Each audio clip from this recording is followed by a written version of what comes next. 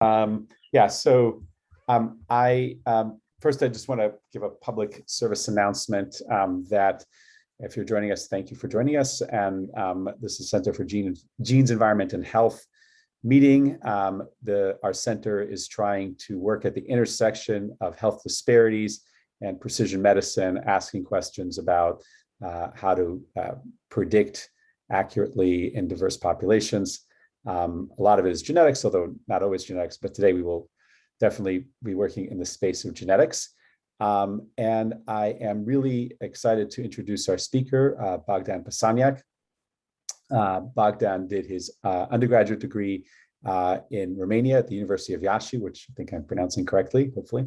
And he then came to the US and did his PhD at University of Connecticut in computer science. He then did a postdoc at the International Computer Science Institute in algorithms at UC Berkeley, and a postdoc also with Alcus Price at Harvard, and then moved to UCLA and started his own group and has done fantastic work there. Every other issue of nature genetics, he changes people's opinions about things. And it's just a pleasure to see his work in so many ways. He's made major contributions in the field of polygenic risk and ancestry, as we'll talk about, but also was the first to kind of point out that low-pass whole genome sequencing is really good stuff, and there's a lot of interest in that, and it's becoming kind of clinically available. So anyway, with no further ado, I will turn it over to Bogdan. Thank you so much for the kind introduction, and thank you so much for inviting me here. I wish we could have done it in person, but hopefully that will change soon with ASAG and maybe other conferences. So thank you so much for inviting me and for the kind introduction, and I'm really excited to present to you, trying to work on the screen right now, some of our recent work in this space. And I kind of like titled it a little bit more general and vague, if you will, but I'm hoping that that we'll have time for discussion. I'm really curious. Obviously, you guys have done, or people on this call have done amazing work in this space. I'm really curious what you guys think about these issues, and I'm really excited about the conversations to be had in this space. So I'll be talking a little bit about genetic ancestry and its a polygenic risk, accuracy, and how that modulates its prediction, and how do we go about essentially trying to move polygenic risk forward with respect to accuracies as well as equity across ancestry and so on and so forth. And hopefully you guys see my slides. If you don't, stop me, but I'll just move forward. And usually anytime that I give a polygenic risk score type of a talk, I inevitably get asked the question, are we there? Are PRSs, have they moved to the clinic, or when will that occur? And in some ways, I feel like I'm preaching to the choir here, but I'll still start with the slide that I have, or maybe I should start with the outline first. So like I was saying, I'll talk a little bit about practical consideration for equitable polygenic risk use, and I'm really curious what you guys think about this and what's your feedback on this. I'll talk a lot about, as we think about genetic ancestry and its impact in PRS, thinking about how do we, because every individual has its own unique genetic ancestry, how do we come up with metrics of accuracy that are individualized? So essentially coming up with some way where we can say, this particular polygenic risk score is going to work with this metric of accuracy in this individual. That's kind of like the type of question that preoccupies our mind, and hopefully I'll introduce some of the methods that you might find useful. And then in the second part of the talk, I'll dive more into work that is ongoing, where we're trying to dissect the role of genetic ancestry within our biobank as well as others, as it relates to polygenic risk or accuracies. And I'll try to give you a glimpse of how we think about Ancestry and polygenic risk score accuracy, and I'm curious again what your feedback on it. So back to the slide of, where are we there yet with polygenic risk scores? And here's just a kind of like a cartoon of lots of stuff that's happening in polygenic risk score space. And kind of my answer to that question of when will polygenic risk scores be useful is that they're already being used by companies left and right. And us as scientists, I think it's our duty as of now to actually step in and provide guidelines to the people that may or may not misleadingly use polygenic risk scores. So it's not necessarily just when will they be useful clinically, but I think there's a lot of space for misuse of polygenic risk scores and overstatement, overclaim. And I think you guys, everyone that works that's more on the science spectrum of polygenic risk scores, I think it's on their duty to step in and figure out when will they work, how will they work, and how equitably will they work. And I'll again, maybe we can have a conversation about this at the end of the talk. So as Alon mentioned, and I have a slide here on this, genetics is not everything. So all complex traits that we think of have a genetic component as well as a non-genetic component. So just straight from the beginning, whenever we think about polygenic risk scores, because polygenic risk scores are targeted to capture the genetic component of traits, they'll never be perfectly predictable of any trait. So, and anytime that we think about, risk models for particular diseases like breast cancer, height, whatever, maybe height is not a disease, type 2 diabetes, and many others, we have to always include, demographic, lifestyle, all sorts of non-genetic factors. So straight from the beginning, we should not expect that polygenic risk scores are going to attain 100% accuracy with respect to predicting the phenotype or the disease. The standard way to think about polygenic risk scores, and again, I think I'm preaching to the choir in some ways, probably all of you are all familiar with this, is this idea that complex traits have lots of genes that are causal or genetic risk factors, and we're looking for individuals that happen to have an abundance of the mutations that increase risk or alleles that increase risk, as exemplified by this particular cartoon example of one individual who in his genome has an abundance of mutations that increase risk for coronary artery disease. And by capturing this mutation or this allele profile for this particular individual by just essentially counting how many of these risk variants this particular individual might have, we may be able to identify individuals that may be at high risk, in that case for coronary artery disease, but in general, we might be able to identify people that might have a higher genetic risk for disease, and that might be useful for a wide range of applications. And depending on the application that you might think of, there might be a threshold there of deciding what individuals at high risk and what are the individuals that are essentially quote unquote average in the population.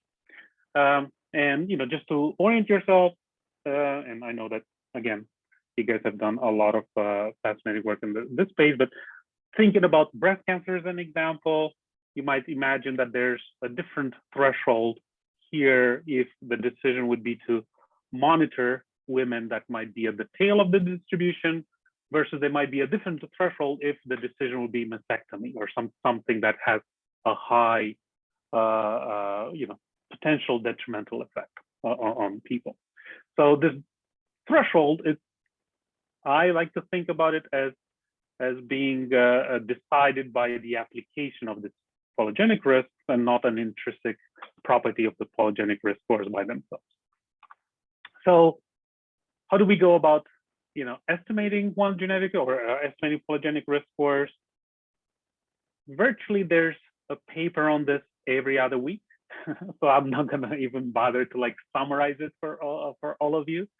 There's a paper that comes up with a method every other week, but also there's a paper every other week that that is a review paper on this method space. So I'll just give you the general idea and I'll leave it at that.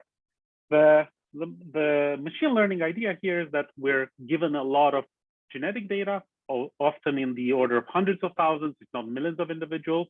So think about it as rows in this on the left side of this slide. And we're often looking at millions of sites in the genome. These are often the common variants that may be genotypes of some arrays that may be imputed. Hopefully in the future, we might go forward towards, sequencing all these individuals, and then we might have tens of millions of mutations to look at. And then on the right hand, for each of these individuals, we measure their disease status. There might be a lot of other covariates or other types of features that we measure on these individuals. But essentially, from the machine learning perspective, we're given this high dimensional problem in which we're trying to predict disease status on the right, given the genetic data on the left. And just summarizing very briefly, without even noting that I'm even pretending that I'm going to give you an exhaustive search space for all these methods, I would say that to a first approximation, most of the methods in this space have been in the linear space. So essentially additive on the genotype data towards predicting disease status.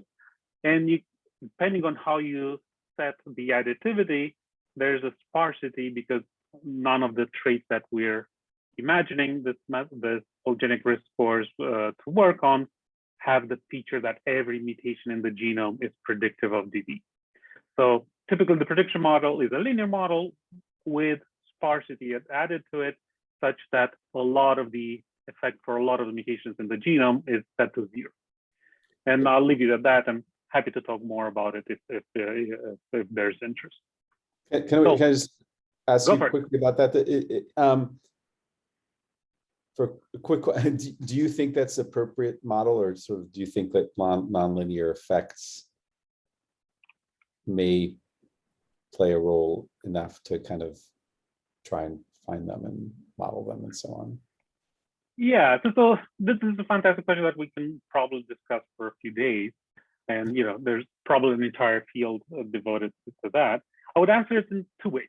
So first, I would say that there's a distinction between the biology versus fitting machine learning models. So in other words, you could have, the biology could be very lots of G by G or G interaction space. But even in that world, a linear model or drawing some lines through would still be predictive of the disease. So I would say it that way.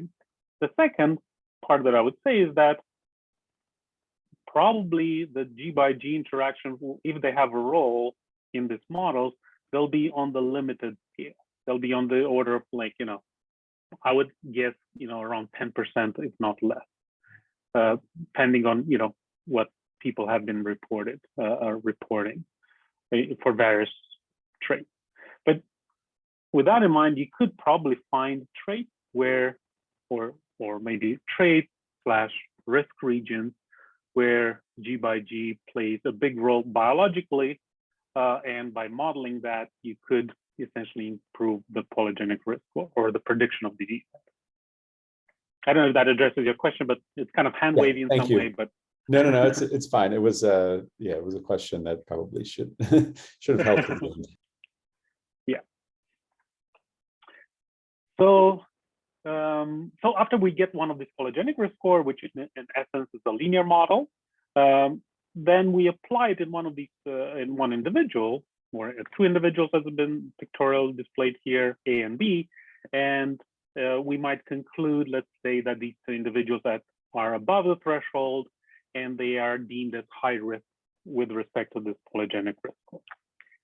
And kind of like getting back to the statement that I said at the beginning, which is I think it's highly underappreciated in the field, and I think it's up to us on the science end to hammer it again and again, is that polygenic risk scores will never really achieve perfect accuracy. So always when we think about polygenic risk score, we should think about an error that is attached to every point or every prediction, if you will. So a much better way to think about the prediction when we think about polygenic risk scores in this two individuals A and B, is to think about some confidence intervals for each of these predictions. And I created this cartoon in such a way where you can see that individual A might have a lower polygenic risk as predicted by the score, but the standard error might be smaller. So we're very confident that the individual A is a high risk, whereas individual B might be essentially higher mean risk or average risk based on polygenic risk score, but in some way, for a variety of reasons, which I'm going to dive a little bit in the coming slides, we might be not that confident that individual B might be at high risk. And in some ways, you might think that depending on what we do with this prediction, you might treat individuals A and B differently now that you know the confidence intervals around. And I'll get back to it. And in some ways, this is kind of like the main message of the first half of the talk. So again, very brief summary of where we are with polygenic risk score, varying with genetic ancestry. We know from all the work from Alicia Martin work back to 2017 and beyond that if we look at different so-called genetically ancestry populations, broadly defined and hand-wavily defined as so-called American, South Asians, and so on and so forth, we see that polygenic risk error or accuracy decreases as we move further and further away from European ancestry individuals. And this is because in that particular work, polygenic risk score was estimated in a European ancestry individual. And the more you move away from it with respect to across populations or across continents, the average error decreases. A lot of other work, including from hopefully folks in this call, have pointed out that this happens even within a population, particularly focusing on individuals of admixed ancestry. And apologies for, imagine that this plot is flipped. So essentially on the top right here is full or 100% European ancestry, and the decrease in the European ancestry goes from top right to bottom left.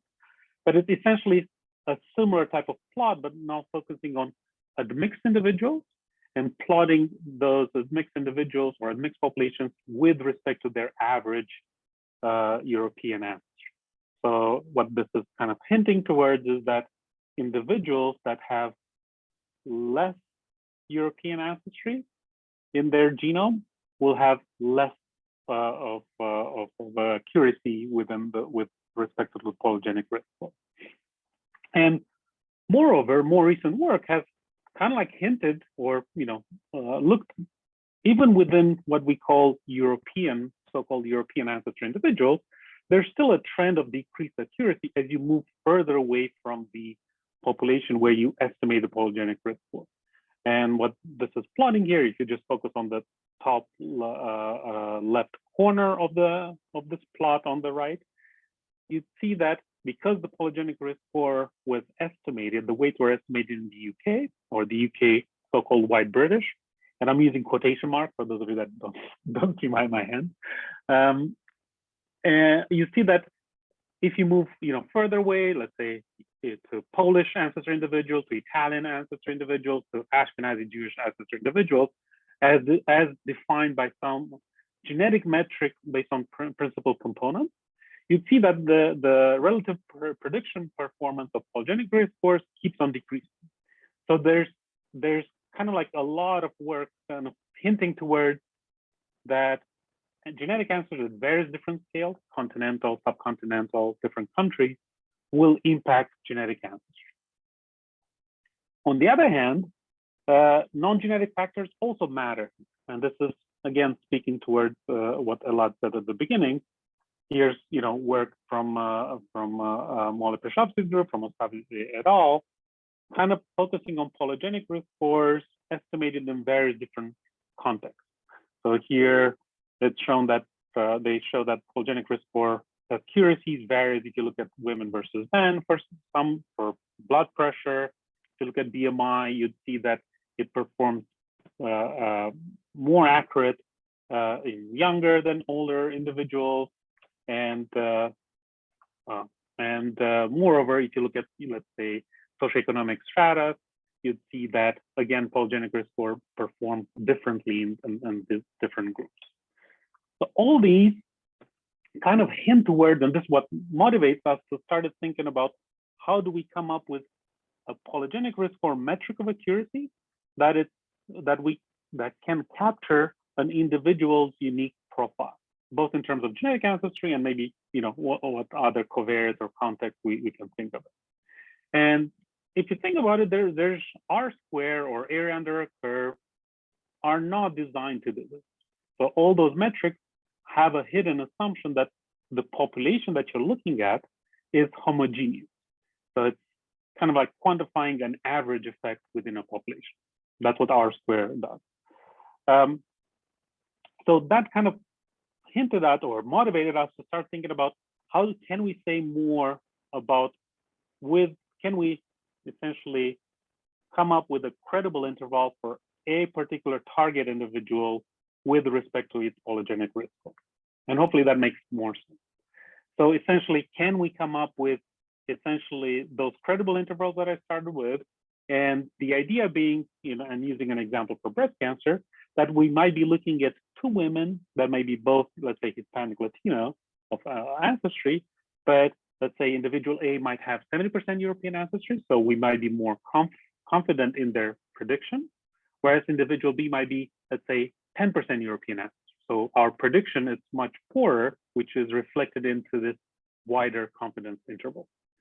So the goal for us was, can we accurately estimate this confidence interval? And hopefully I can convince you that we can.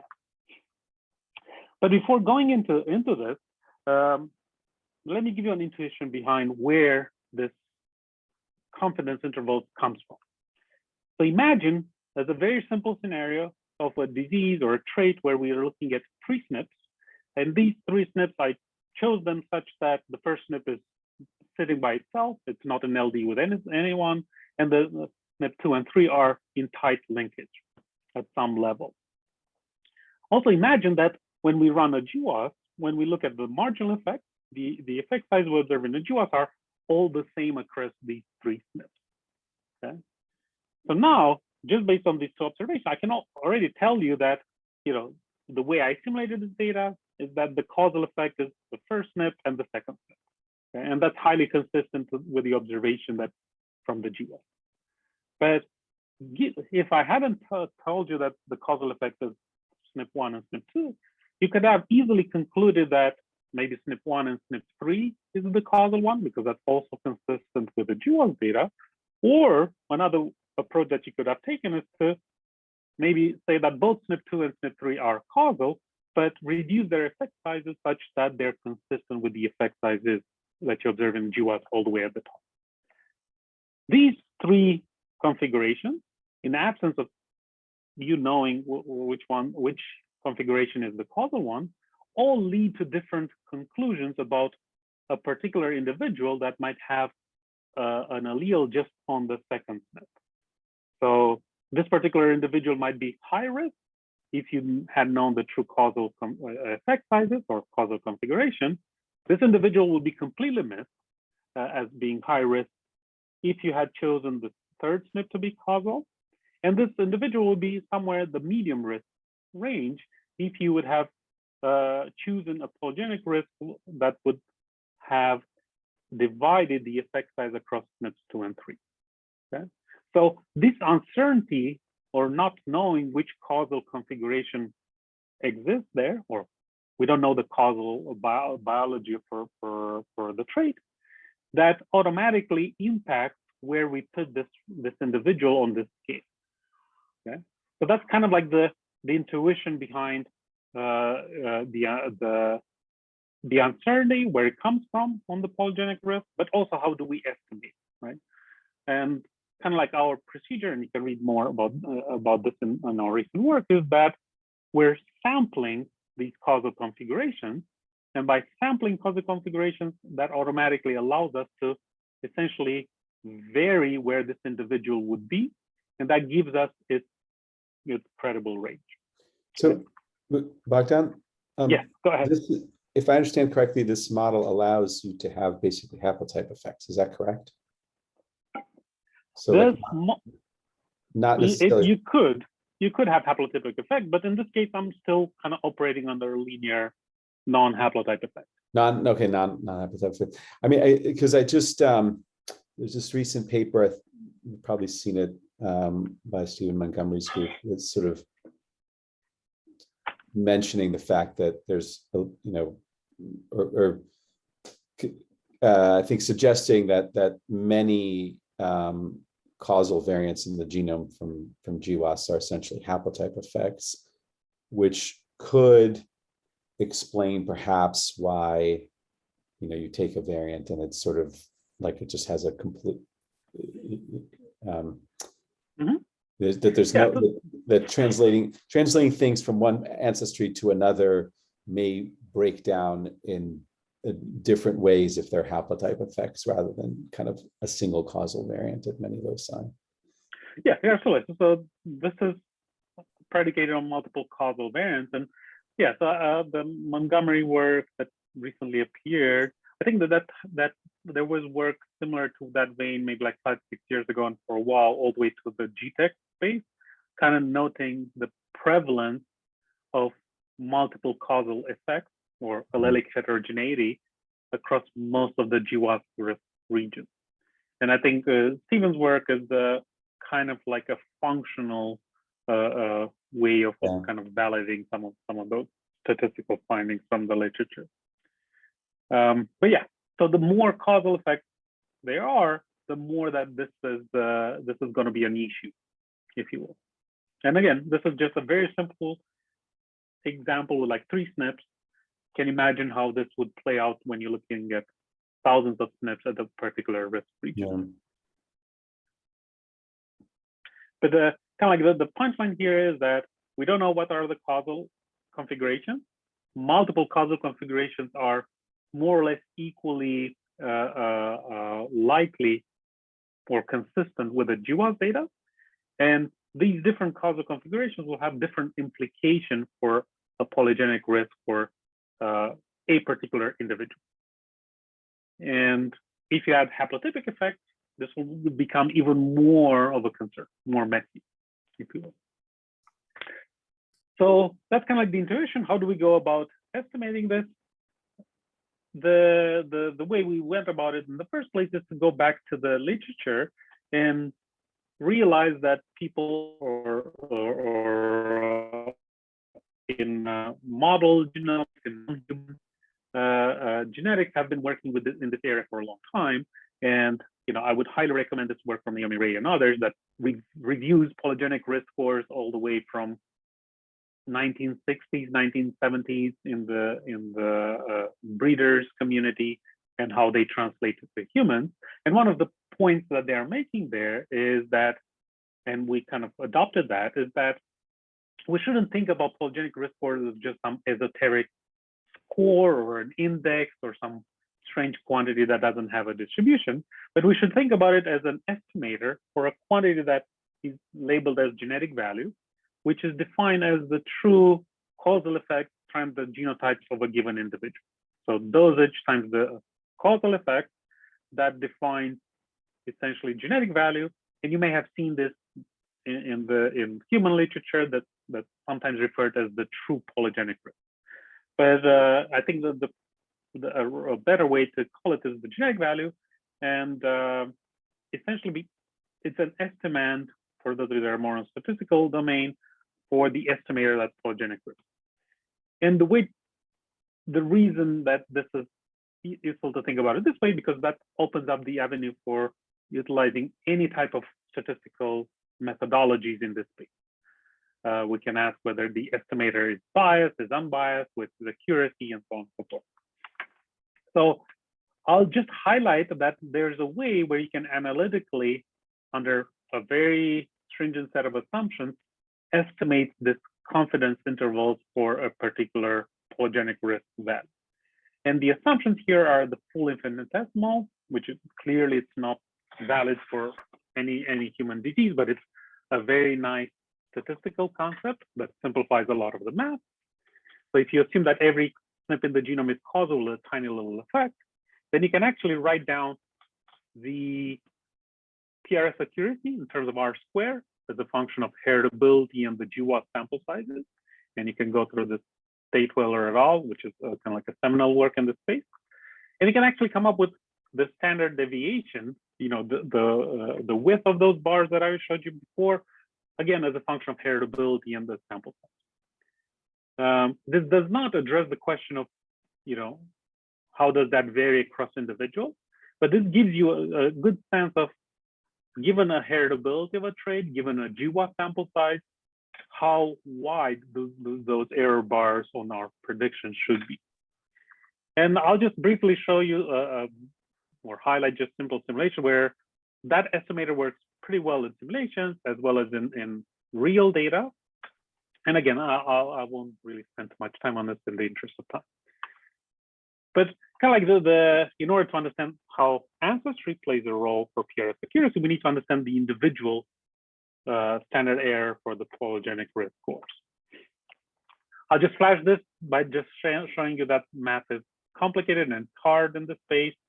Happy to talk more about it, but I'll just go forward with it. And the approach that we took is essentially to hack into one of these methods that estimates polygenic risk scores. And I'll just know that most methods can be attainable to this. And to understand what these methods do, they have a very complicated likelihood for the data. The data here is the GWAS effect sizes, LD, and many others. And because the likelihood is complicated, they resort to sampling causal configurations. That's what the second level in the plot on the left shows you. Those are vectors, those beta tildes are vectors of causal effects of millions of SNPs in the genome. And then those vectors are then essentially averaged by SNP. And those are the weights that are used for polygenic risk score for a given individual. And what we've done here, we've kind of like dropped the part of averaging, and we've taken every causal configuration step or causal configuration sample and projected an individual's genotype through it. And but with some math, you can show that that gives you samples from the posterior distribution of genetic value for that particular individual I. And that gives you essentially those credible intervals. And you can go through LDPRED2 right now, and there's like scripts there that do these things automatically for you guys. So everything is implemented there if you want to do it. And I'll just briefly say that most of the methods that we looked at can do similar things. So if you're using a different method for doing polygenic risk scores, there's a very good chance that you could get these samples and do this estimated confidence interval for any individual I in your data. It works well in practice. Here are simulations. Again, I'm not going to dive too much into it, but I'll just briefly tell you kind of like a summary of what we found out in simulations for particular types of traits. The first one is that the error bars increase as the trait gets more and more polygenic. So if you have lots of genes that contribute to the trait, you should expect more wider confidence intervals. Okay, and this is keeping everything else fixed, you know, GWAS sample size and so on. The other thing that we found is that, I don't know why. Okay, I'm having something. Oh, there you go. The other thing that we found is that if you fix the polygenicity and you increase the heritability, then the width decreases. And this is saying that the higher the effect sizes, the lower the higher the precision, the lower the confidence interval. The other thing that we looked at is sample size. And sample size, if you fix everything else, again, reduces the confidence interval. So it makes the estimate more precise. So all these things made a lot of sense to us, and hopefully they make sense to you too. Happy to talk more about it, but they're all in simulation. The other thing that kind of like motivate us to think more about it is this all some statistical terminology or statistical interest, or does it have applications for real data? And in the real data, unfortunately, we don't know the genetic value for every individual, because for any given trait that we're looking at, let's say in nuclear biobank, we have the true disease status, we have, let's say a polygenic risk score prediction, but we don't really know how much for a particular individual, how much is genetic and how much is non-genetic. So in real data, we cannot do these calibration between polygenic risk and genetic value for any given individual. So there we have to be a little bit smarter about it. And there, to kind of assess the impact of these error bars, what we looked at, we kind of like ran a pseudo thresholding approach to identify high-risk individuals. So essentially, we looked at the top decile of individuals that are based on some polygenic risk score. These are these individuals in the yellow part here.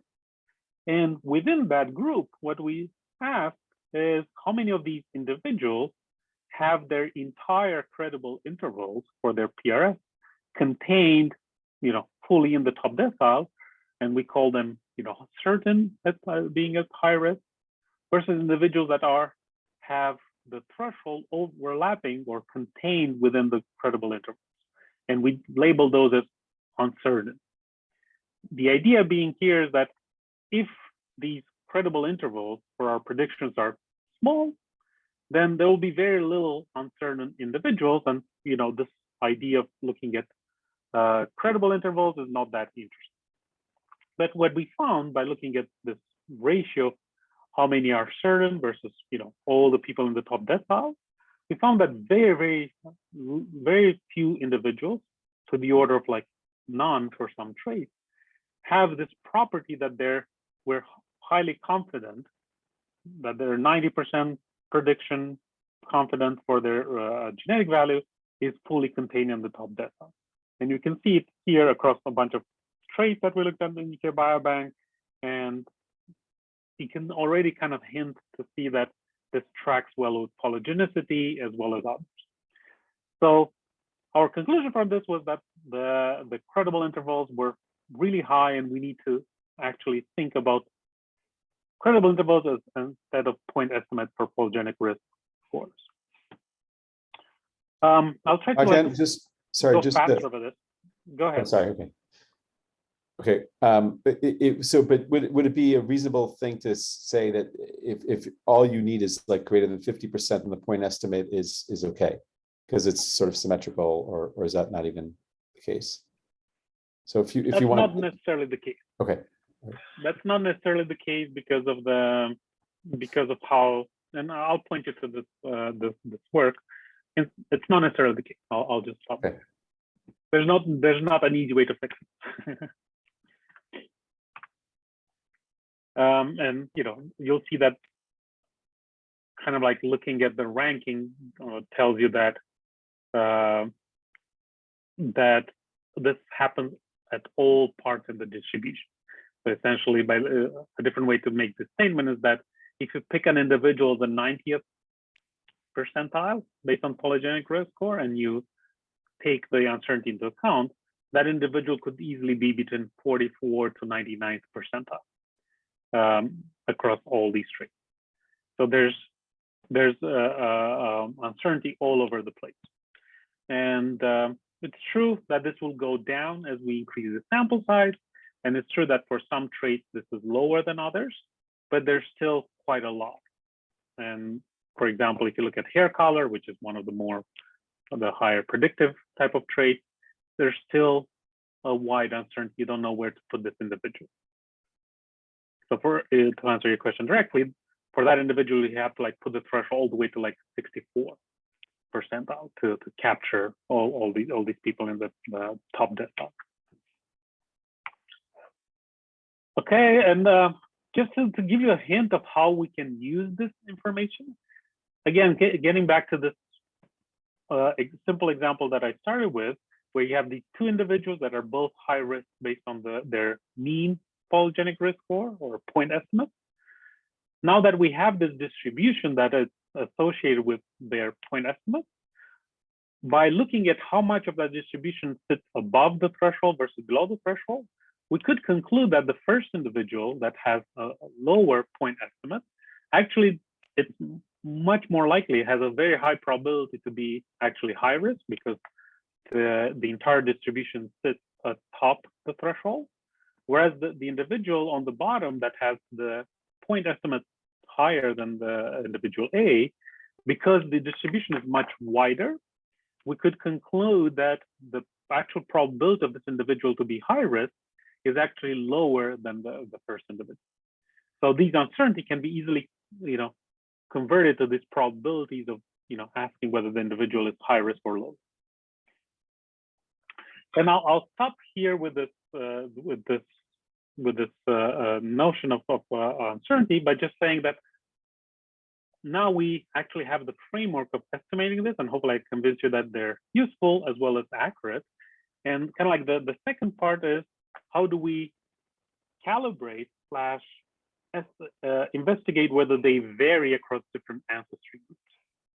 And when we started thinking about ancestry in this case, again, we came back to this now standard figure that we kind of like use throughout, which is that polygenic risk scores, the average accuracy decreases from different broadly defined ancestry groups. Okay, and to be more precise in this plot from Alicia's work, these variabilities that you see across different populations are across different diseases or different polygenic risks.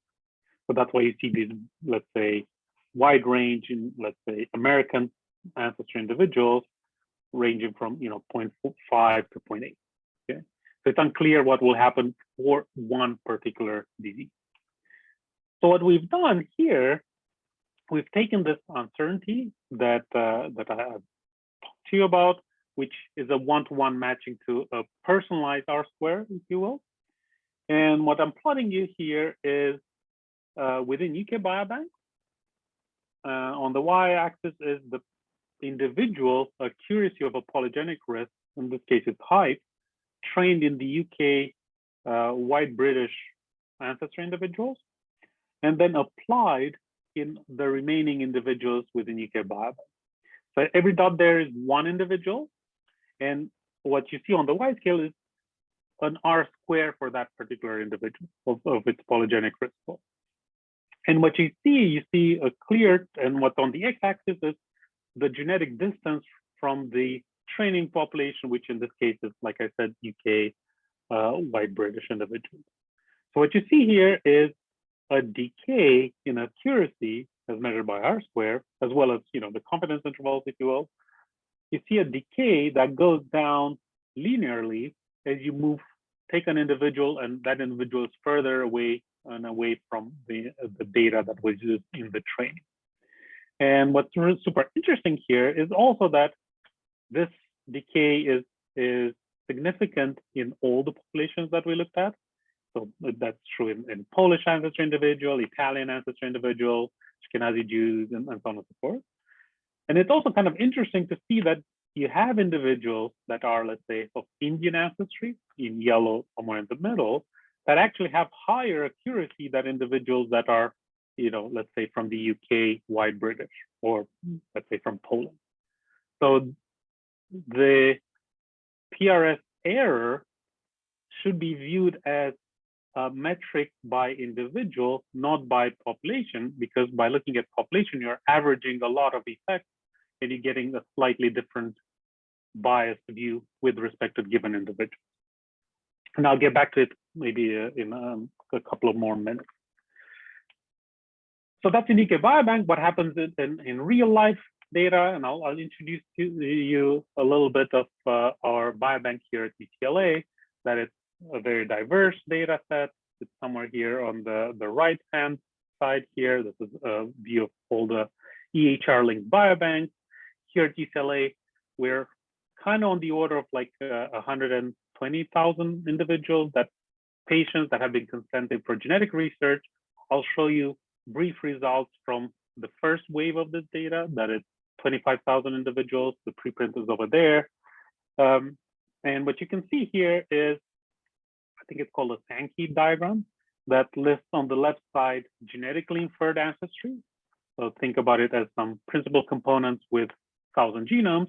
And on the right-hand side here is self-reported race ethnicity. As most of you are familiar, it's very complicated and very complex to extract ancestry from the medical record. And it's also on the right-hand side here, it's a social aspect of identification versus on the left side is a genetic ancestry. So you see that there is not a one-to-one matching from, from genetically inferred ancestry versus non-genetically inferred ancestry.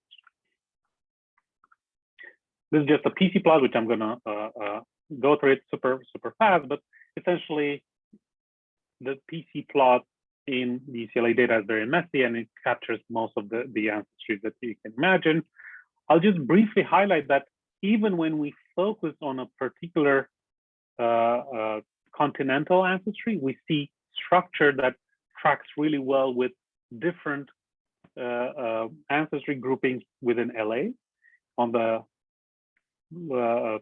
top left there, you see the Asian cluster of genetic ancestry. Every dot there is one individual within our data. And you can see these groupings that are, Japanese ancestry individuals, Vietnamese, also all different types of Filipino, Korean, and so on. We see a similar thing in the so-called European ancestry grouping here, where we see a lot of Persian, Armenian, Russian, and so on and so forth. Similarly, when we look at the Hispanic Latino grouping, we see a lot of contributions from Mexican ancestry, as you might imagine, but we also see Puerto Rican, Colombian, and many other groupings. And you might think, how do we label these groupings? Well, we have medical records, so we have access to other types of information like language, self-reported race, and that gives us a way where we can assign meaning to these the genetic grouping. And again, I invite you more to read this preprint if you want to know more.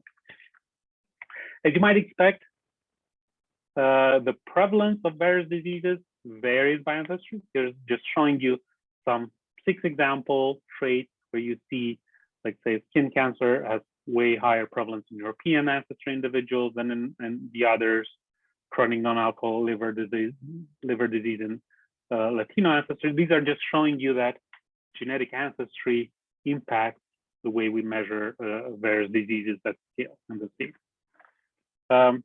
Similarly, for the mixture, I'm just showing you this just so you get a glimpse that admixed individuals can be used to look at the rates across different proportion of European ancestry, and we see similar trends as reported before. Okay, how does it look with respect to polygenic risk scores? Well, polygenic risk scores, again, I'm showing you a similar type of plot where every dot here is one individual in the UCLA atlas. Here it's also height as a trait of that's plotted here.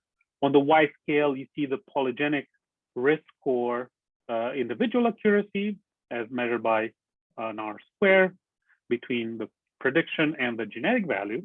And every dot there is one individual, and they're color coded based on these genetically inferred ancestries. But you can probably appreciate that there's this color coding is not that meaningful here. So what's really interesting here is the genetic distance to where we train the PRS. That's way more predictive of the performance of the polygenic risk score than the color labelings that are this broadly defined, let's say Hispanic, Latino, European, and so on and so forth groups. So we have individuals that are labeled as European ancestry individuals up in the blue that have much poorer performance in the polygenic risk score than individuals that are in the Hispanic Latino AMR group there, on the order of like 0.6 R-square versus 0.8. So you see the decrease is an individual metric as opposed to a population scale metric. So in conclusion, kind of like the take-home message that we kind of started absorbing for ourselves, and hopefully, I'm really curious what the feedback, what you guys think of it. We started thinking about it as we have this broadly defined groups: European, Hispanic, Latino, South Asian, East Asian, and so on and so forth. These are broad ancestry groupings. We look at polygenic risk accuracy on the Y scale there, and we see a decrease, and we characterize them by these like mean shifts across populations. We see like the average in European is higher than the average in Hispanic, Latino, and so on and so forth. But as we understand it further and more, we think that that's misleading and that's problematic, because within every grouping of individuals, we see a trend. So we see this trend of within Europeans, within Hispanic, Latino, within South Asians, and so on and so forth. And moreover, we see individuals that are in different groups that have higher performance than, let's say individuals within Europeans, because in the PC space, in the principal component space, they're further away from the data that was used in the training. All right, so I'll stop here. Hopefully that leaves us some time for discussion. I'll just thank a lot of the folks that have done a lot of this work, and I'll highlight two talented grads in my group, E. Ding and Ruthie Johnson, who've been doing most of the work here. Obviously, the work has been kind of like enabled by the UCLA patients that have been participating in these studies. And I'll just stop here by just highlighting that we started a new center for admixed population and health equity as part of a larger NIH-funded initiative to improve polygenic risk in diverse populations. And we're, as many other places are, we're recruiting at any level. So if any of you is graduating soon, please reach out to us. And I'll stop here. I don't know. Do we have one? Yeah, we have time for questions for sure. Yeah, we usually go a little bit over, so I think, and I'm sure there will be questions. I certainly have them, but perfect, terrific. I'm really curious. I also definitely have questions, but first I wanted to say that this is really exciting, also because I think a lot of us, well, I've had so many discussions with people about PRS uncertainty, and I think there are so many different sources of uncertainty that could be relevant, and it's something that we haven't really seen addressed in studies. So like I was really excited when I saw that preprint. And I guess so I have a few questions. My first question is, do you think that I guess the first thing is that I feel like this should probably change how we report PRS estimates, how we just report PRS in the literature in general. And do you think that hopefully there can be a move towards, reporting some of these credible intervals and just sort of trying to present more useful metrics of PRS performance, particularly for, precision medicine? And then the other question is more about, do you feel like there's differences in the PRS methods? For example, if you make your PRS from fine mapped variants, would you expect that uncertainty to be a little lower? Those are terrific questions. And let me start with the first one. Yes, we're big fans of and we're kind of like pushing forward towards people reporting more than just the simple weight for their SNPs, to actually report the standard error around those weights. Essentially, in the PGS catalog currently, their weight for every SNP, and that's defined as PRS, and very rarely you see standard error around those weights. So we think that at minimum, those should be reported by people when they construct their PRS. Standard errors in addition to the weight for every SNP, which is, I don't think it's burdensome at all, because it's literally just another vector, essentially. So we're kind of like pushing this forward, and we're working with several folks towards making that happen. So yeah, we're big fans towards that, because that will allow everyone to get that as an input and estimate credible intervals for every target individual. So that's and I don't have if your question is about timeline, when would that occur? I hope sooner than later, but I don't. we're kind of like pushing this forward, but there's always like a lag behind. But Bogdan, can I just ask a technical, sorry, maybe Linda. Yeah, go ahead. Well, so actually, just to back up a little bit, so I will say that, I guess I was thinking more on the lines of when people present AUCs and when people present PRS performance, sort of uncertainty in those estimates and individual risk estimates. And just going back to the standard error point, so in one of my PRS papers, this is sort of what I did. I derived weights that were basically the beta divided by the standard error, and we defined that actually improved PRS performance. But I also noticed that they didn't really improve PRS performance when all the summary stats were coming from, let's say, like one big GWAS, because the standard errors were similar for all the SNPs. And so error with the same. So I think having the standard errors in like PGS catalog and stuff like that would be super helpful. But I think, I don't know that people would always know how to actually effectively incorporate that into their modeling. Yeah, absolutely. So I think I get your question better. So yes, I'm a big fan of people stopping reporting this increased R-square that are kind of a little bit meaningless in all the papers that are coming out, more recently, where this like magnitude R-square improvement is kind of like the center front line of all these papers with with limited insight of how that R-square changes across groups of individuals, either at the level of individual or more grouping as a function of ancestry or many other places. So yes, I think people should investigate more about, or in all these papers should also report standard errors on all the AUC as well as others and R-squares, but also correctly giving the assumptions between those R-square and AUC. They have some meaning, but in general, for precision medicine or for predicting one individual, they're non-interpretable, I would say. Like, what would you do if with a PRS that has an R-square of 0.2 versus an R-square of 0.5 if you want to predict in a given target individual? It's kind of unclear. Whereas the standard error on the prediction is actually, we think it's much more useful. So this is Catherine. I'm just going to turn my camera on so that you can see me as well. So I'm actually, that was a fantastic presentation, by the way, and thank you so much. So I just want to follow up with what Linda was saying in terms of using standard, like taking the weight divided by the standard error to actually do the PRS. And I think that's kind of great because it's actually account for larger confidence interval for like small GWAS. And I was actually thinking, so there is a trend now to develop PRS using trans-ancestry GWAS with the idea that by increasing the increased sample size in other population will try to bring some tiny balance with other population, but it worked from my experience, it works for some phenotype, particularly quantitative phenotype, and it's really bad at predicting for like binary phenotype.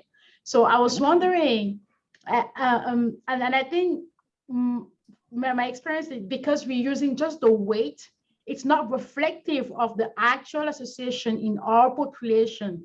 And sometimes the weight, you have like big GWAS where the F estimate is 1.02 with like very, very, very strong, very, very, very strong p-value, which means very narrow standard error. And other populations is not the same thing. So I was wondering, can that approach actually help in shed the light on trans-ancestry polygenic risk score? Like if instead of using for the meta-analysis or whatever, instead of using just the weight, by bringing back down with the standard error, will you get some improvement? Yeah, those are fantastic questions. And before I answer, let me, because I think Linda was asking, the second question was about if you reduce the number of SNPs from fine mapping and then estimate the polygenic risk scores. We think, yes, that will automatically reduce the standard error or reduce the confidence. So the fewer SNPs you have in the prediction, the less uncertainty you have on the prediction, on the predicted values from the polygenic risk. There's a careful balance there in terms of every SNP that you add in the prediction essentially will increase the standard error a little bit, and you want to balance it with predictive power for that. So there's like this always a balancing act of, you want more predictors, or you want fewer predictors, but the fewer you have, the less, prediction accuracy you get.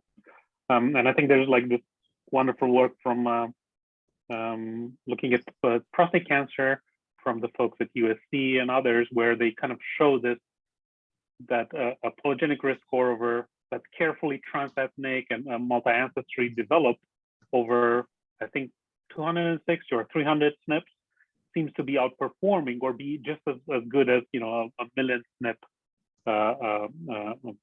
type of polygenic risk score. And, getting back to your question, Catherine, I think it's, there are multiple angles.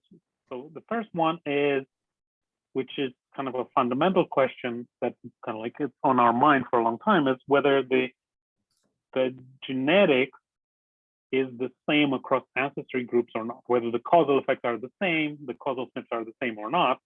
And, and all that we see as difference in the predictiveness is due to, let's say, frequency differences. You might have variants that have maybe common in Europeans and uncommon in non-Europeans. And predictive power is a function of effect size and the frequency. And the second part is taggability, because you never really have the causal variant. And by looking at multi-ancestry type of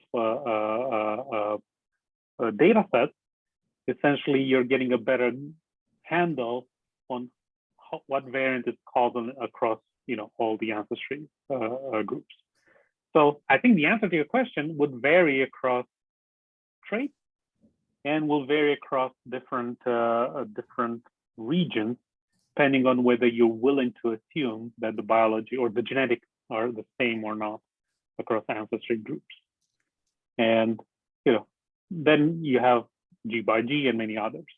But if you're willing to assume that the causal effects are the same, then by looking at multi-ancestry GWASs altogether, you should improve power or prediction PRS across all the ancestry groups, including the Europeans that you started with, because you can narrow down functionally what variance is causal, and you get back to what I think Linda was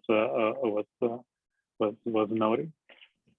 One concern that I have with those types of approaches is that there's always a caveat in which the European signal might kind of like essentially there's such a sample imbalance, European versus non-European, that the European effect might completely dwarf, or precision, I would say, the power to detect the European effect might completely overwhelm any non-European type of data.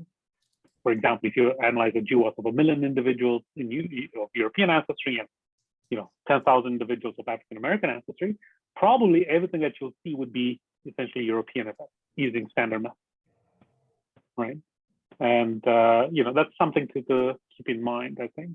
Yes, and I was wondering, if there's no one has a question, I don't want to overshadow other people if they have questions, but I was wondering, actually, that was the second thing coming in my mind, is like almost all the summary statistics out there are overpowered by European ancestry, and even when you try to do something with other population, you see that the main effect is coming from European. So is there a way to like balance down the overpowering of European sample? Because I'm again thinking about trans ancestry, polygenic risk score, and way that can help improving power in other ancestry group for which we don't have the correct sample size yet.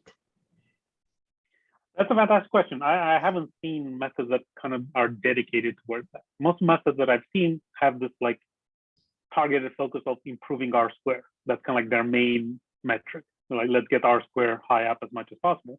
I haven't seen any method that kind of adds in their objective function a balancing between, let's say, the effect size that you would infer in one ancestor that might have smaller sample size versus others. So I haven't seen much, and I'm curious whether you guys have seen it, or maybe you guys should develop it, or that's kind of like future work that some of us should do. I guess I feel like it has to be on a regional, almost regional basis, right? Because all these multi-ancestry analyses will definitely boost power for shared signals. But then the problem is that we're missing ancestry-specific signals, because if it's not something that's associated in European and of the much larger European GWAS, then the much smaller other ancestry GWAS won't bring up the signal. So that was always sort of my worry with those. And it just kind of feels like there's not going to be like one like safe approach that you can always do for all SNPs and all regions. So inevitably you kind of have to go back and find map something to sort of figure out what is it that you're missing in some of these regions. Yeah. Sorry, this is a great discussion. But Sarah W has a question in the chat that I wanted to just let her, if you could, Sarah, if you could say, can you state your question? Oh yeah, sure. Thank you for the talk. It was really interesting. So I guess my question was, for prevalence of diseases as a function of proportion of continental level ancestry, how social factors could contextualize, potentially contextualize these relationships. So I was just Googling this really quick, and there was like a paper that seems to suggest that it's possible that social factors could play a role in, say, for example, prevalence of like hypertension. I think that study looked at siblings and like skin tone. I'm not saying that like, yeah. So I was just curious, like, how can we like kind of test whether like that could play a role in some of the findings and relationships that we see? Yeah, that's a fantastic question. And I kind of like went super fast over that, over that part, but I should have said there that most of those associations that I was showing there, I don't think they are genetic. I think most of them are social factors or non-genetic factors, including the one within a mixed individual, where you see, let's say, the proportion of, let's say, European ancestry correlating with, you know, some risk for some disease or some prevalence for some disease. Even there, you know, genetic ancestry is correlated with socioeconomic factors. They've been labeled as social determinants of health in some studies, and most of the time, that's the social determinants of health, the non-genetic factors, are the ones that track or that they're causal, let's say, for those differences in disease prevalence. Very rarely we see genetics to be the cause of that. But in the same line of thought, I think it's good to see the differences and put them up front as a way for clinicians to understand that, you know, in some cases you can use genetic cancer as a biomarker or as a marker, even if it's not necessarily, you know, called as a way to interpret these. And then secondly, what I would say is biobanks like the one we have at UCLA and many others, where patient data, like the one that I showed you, is linked with their full medical record in a de-identified fashion, obviously. You could try to tackle some of these questions, because depending on the trait or the disease that you might be interested in, you may hypothesize that certain socio-demographic factors might be at play. And most of the times you can actually extract a lot of that type of information from the medical record. And, you know, Elad is absolutely right. There's a lot of, you know, there's a lot of like hype about this. There's a lot of like challenges about how to actually extract it. But for example, you know, it's we're kind of like working on extracting mammographic density from the medical record. For instance, you know, that's kind of like, you know, it sounds easy because it's imaging, but it's not, because there's a lot of like biases on some people. So there's promise, and hopefully some of you guys would work in that space and we'll solve some of the problems. I don't know, Elad, you seem like you have insights on this. Well, no, I would love to talk about mammographic density actually, but I just want to go back a little bit to the question. I think, I mean, from a genetics perspective, one way to think about kind of if you see a relationship with ancestry, continental level ancestry, and a phenotype, a reasonable way to sort of see if you can disaggregate it is to see if there's a genetic locus, right? So an admixture mapping sort of is a little bit of an old school method, but it's sort of a way to sort of say, is the correlation with ancestry landing at particular loci? And to the degree that it does at a particular, if it does at one locus, then you can sometimes say, well, seems like it's genetic. And I actually don't know, I think you brought up the question about hypertension. I think there was some data about hypertension early days of admixture mapping, but I lost track of that personally. But if it's not one locus or maybe two loci, then there's still the possibility that it could be multiple loci and or environmental factors. And I believe there are a couple of people sort of working on that question, is whether we can kind of try and with the genetic data to disaggregate genetic versus non-genetic, and therefore presumably environmental effects that affect that contribute to an ancestry correlation with a phenotype. And I'm not aware that sort of there's a complete method published for this, but there was one approach that in the cancer space that actually we had someone speak about earlier in one of these seminars. It's a well-known association in lung cancer with EGFR mutations. So EGFR mutations are more common in individuals of East Asian ancestry, and among Latinos who are of mixed European and Indigenous American ancestry. They're more common among Latinos with Indigenous American ancestry. And what this group did there at Dana-Farber, they showed that you can build a polygenic risk score of locus-specific ancestry and put them together, put the loci together and predict EGFR status in the tumor.